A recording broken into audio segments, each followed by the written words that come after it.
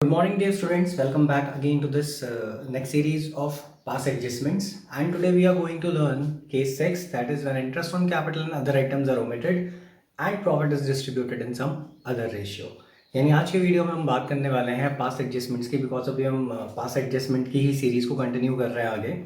तो past adjustment का next case जो है वो हम पढ़ रहे हैं और इसमें होता है ये कि इंटरेस्ट ऑन कैपिटल या फिर और कुछ जो भी आइटम्स हैं जो पार्टनरशिप में उनको देने थे पार्टनर्स को, वो ओमिट कर दिए गए हैं. एंड साथ ही साथ जो प्रॉफिट डिस्ट्रीब्यूट हुआ है वो किसी और रेशो में हो गया है, यानी कि किसी और गलत रेशो में हुआ है जो पार्टनरशिप डीड में स्पेसिफाई था उसमें नहीं हुआ है.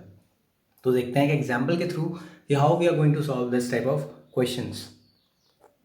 So consider this example.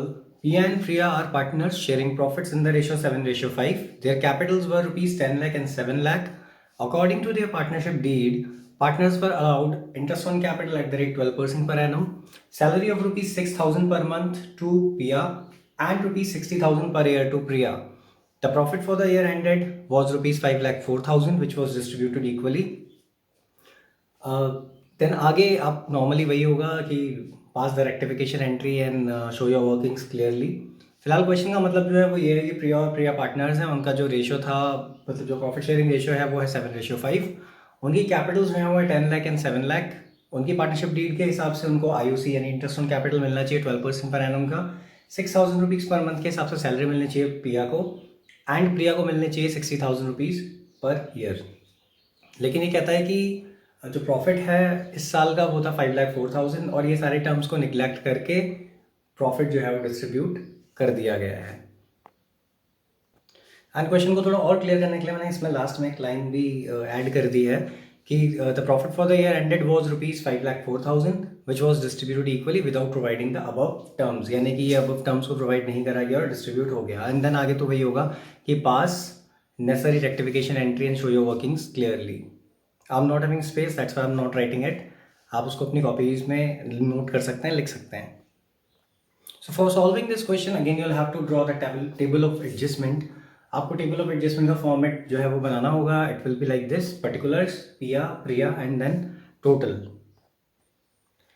So in the first step we will calculate the IOC जो उनको देनी चाहिए थी, that is at the rate 12% per annum. तो हम कैलकुलेट करेंगे 10 लाख का एंड 7 लाख का, that will be 1,20,000 and 84,000. Total जो है 2,04,000 टोटल में आ जाएगा. देन सिग्नेचर जो है उस पर यानी जो साइन है वो वहाँ पे क्रेडिट मैंने लिखा हुआ है अगेन, बिकॉज वो मिला नहीं है, वो मिलना है और पार्टनर्स कैपिटल अकाउंट के क्रेडिट में रिकॉर्ड होता है, that is why there will be a credit sign. Then again next step में हम रिकॉर्ड करेंगे सैलरी को. जो सैलरी उनको देनी चाहिए थी वो नहीं दी गई है. 6,000 रुपीज़ पर मंथ के बेसिस पे जो पिया है उसको मिलनी थी, तो 6,000 इंटू 12 हम करेंगे for Piya and then the salary will be rupees 72,000. And in case of Priya उसको 60,000 रुपीज़ पर ईयर मिलनी थी, तो सीधे 60,000 लिखा जाएगा. टोटल 72 प्लस 60 दैट इज 1,32,000 वो बाहर आ जाएगा. नेक्स्ट स्टेप में will be recording profit which would have been distributed. अब ये प्रॉफिट कैसे आया या क्यों आया, इसका एक रीज़न है. इन केस जहाँ पे प्रॉफिट गलत रेशो में डिस्ट्रीब्यूट हुआ होगा ओमिट करके चीज़ों को, तो वहाँ पर आपको सबसे पहले तो निकालना पड़ेगा वो प्रॉफिट जो पार्टनर्स को एक्चुअली मिलना चाहिए था, यानी उनको जो क्रेडिट होना चाहिए था. अब ये कैलकुलेट कैसे होगा?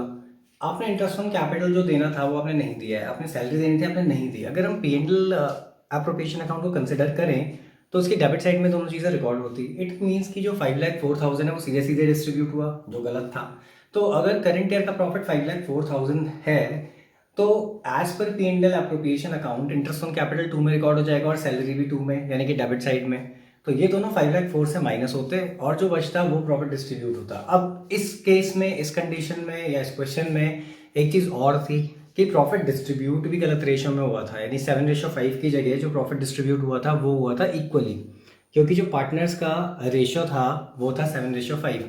तो जो प्रॉफिट हम यहाँ कैलकुलेट कर रहे हैं वो करेंगे हम total profit for the year जो है दैट इज़ 5,04,000.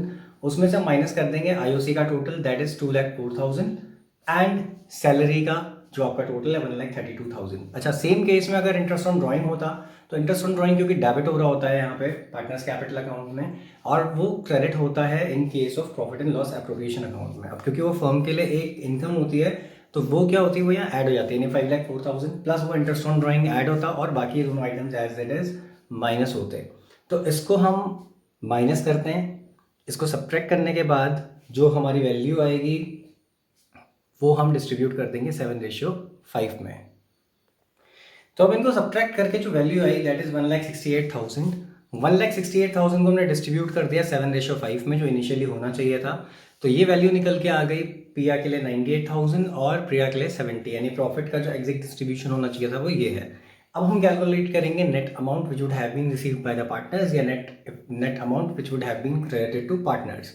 तो आप करेंगे क्या, क्योंकि सबके सब क्रेडिट हैं तो ये सब ऐड हो जाएंगे और टोटल यहाँ पे इनका डिस्प्ले होगा इस लाइन के नीचे। अब जो टोटल हो गया वो हो गया पिया के लिए 2,90,000, प्रिया के लिए 2,14,000 एंड टोटल जो हो गया दैट इज टोटल कॉलम में 5,04,000। अब यहाँ पे जो पॉइंट नोट करने वाली चीज़ है वो ये है कि जब भी आप इसको कैलकुलेट करेंगे, चाहे किसी भी टाइप का क्वेश्चन होगा जहाँ प्रॉफिट डिस्ट्रीब्यूट हो गया, ये हमेशा टोटल जो आना चाहिए वो सेम वही आना चाहिए जो प्रॉफिट फॉर द ईयर था। यानी अगर यहाँ interest on drawing and all और जो भी होता है वो सब चार्ज करने के बाद लास्ट में वही आ रहा होता जो प्रॉफिट एक्चुअली था। तो अब क्या हुआ, ये टोटल 5,04,000 हो गया, यानी कि जो एक्चुअली डिस्ट्रीब्यूट होना चाहिए था।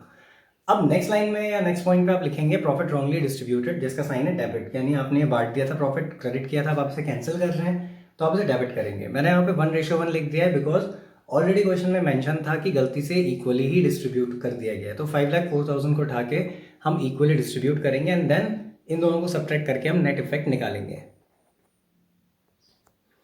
सो इसके डिस्ट्रीब्यूशन के बाद जो अमाउंट आएगी वो होगी पिया के में 2,52,000, प्रिया के में 2,52,000 and then total as usual जो 54 था वो। देन फाइनली नेट इफेक्ट निकालेंगे इन दोनों को सब्ट्रैक्ट करके, तो यहाँ पे निकल के आएगा 38,000 दोनों के लिए। अब पिया के केस में उसकी जो क्रेडिट साइड है वो ज़्यादा है 290, तो सिग्नेचर यानी साइन जो होगा वो क्रेडिट का होगा। एंड प्रिया के केस में है 38,000 जो कि डेबिट है बिकॉज डेबिट का साइन बड़ा है इसलिए डेबिट। अब एंट्री जो बनेगी वो होगी Priya's capital account debit to Piya's capital account. So this will be the final entry. I hope ये कॉन्सेप्ट आपको अच्छे से समझ में आया होगा। Thanks for watching the video. Like, share and subscribe to my YouTube channel. Thanks for watching.